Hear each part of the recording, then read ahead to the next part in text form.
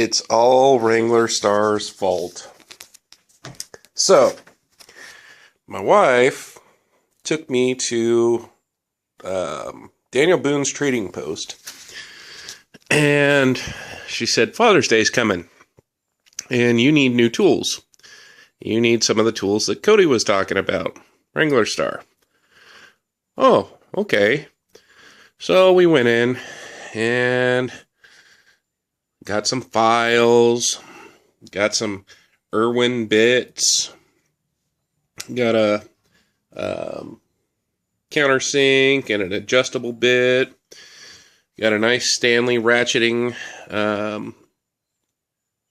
bit and brace, a pop rivet tool, which happens to have the really large orifice, or some of the bigger rivets, which are not as common these days. This is actually a really, really old Klein lineman's tool, but what I'm going to use it for is those holes right there are actually knurled. So whenever I do some of my blacksmithing stuff, I can use it for, I can't get it apart right now one-handed, that doesn't really work too well. Anyways, I can use it for that, plus I can use the other side for shaping. Then, got an old oil can, because I needed one of those. And then, I got a draw knife. A really cool adjustable hand, or folding handle. It's made by Hinsdale Manufacturing, and it says patented February 20th, 1903. And then, my beautiful wife, what else did you put on layaway for me for Father's Day? It's like this tall, so I'm thinking 7 feet, because it was taller than Scott, and it was a, I don't think it's been used. It looks brand new. A saw, a crosscut saw.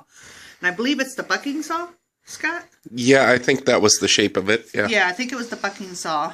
And I don't think it's ever been used. And what did I show you on it that made it really special? The, well, you showed me the thickness where the teeth were, how it gets thinner towards the back. You showed me how the teeth were kind of angled throughout the whole thing, and it has the 2 holes on the ends where you can move the handles, and it's got the handles. Yeah, it has the original handles, and those I don't think we'll be able to restore. We're gonna have to replace. Well, just the wood part, but yeah, the handles will probably have to be replaced, because I think they were cracked, if I remember correctly. Yeah, they were definitely wood worn, which makes no sense with the saw not being used. You know, I'm thinking they were, like, it was hung outside or something. I don't know. It's not in bad shape at all. And how much was it? Only $149.95. And how did we pay for it?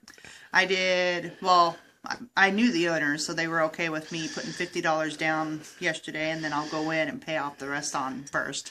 So I don't get it right away, but I get it. It's going to be great. Yeah. And then we're going to do the restoration on it and see if we can find a maker's mark, right? Yep. And whose fault is all this? I believe it's Wranglerstar's. All right. So these are the tools I actually got to take home. And, oh, and there's an axe, too. Of course, there was an axe. It was $10. I figured, why not? Oh, you got the axe? Is this it? Yep, that's it. So, this is the axe head, and it's not in perfect condition, but it's not in bad condition. Yeah. I didn't really see a maker's mark on it, but what I did see was it's a fairly thin profile. Yeah. And it seems to be made out of good steel. It doesn't have a lot of mushrooming. Yeah. Just a tiny little bit on there. So it's going to be a nice little one to restore. And again, it's whose fault? Wranglerstar's. All right. Well, you got these the other day. Scott. Oh, yes, and I got these the other day because he said I should. So I did. I got a Stanley what's that saying there? 0856B? That's, I guess, what's it This says one's a also? Stanley 220. And a Stanley 220. It doesn't have the little knob on the front, but I know we can get the knob, so Yeah. that's not really a big deal. So I'm going to restore those and make them nice and new again, but those were cheap. I actually got the pair of them for $20, and there was another guy selling the same big one for like $45, $50, which I wouldn't have paid that, but anyways. Cody, it's all your fault. And I love it. Thanks, man. Thanks for doing your channel. Thanks for everything that you guys do, because really you're promoting family, because these become family projects. My wife and I are looking at cutting down a large tree on my parents' property. So once we get the saw restored, we're going to do that and fell a big tree and do it with the kids, and it'll be an experience that most families don't have.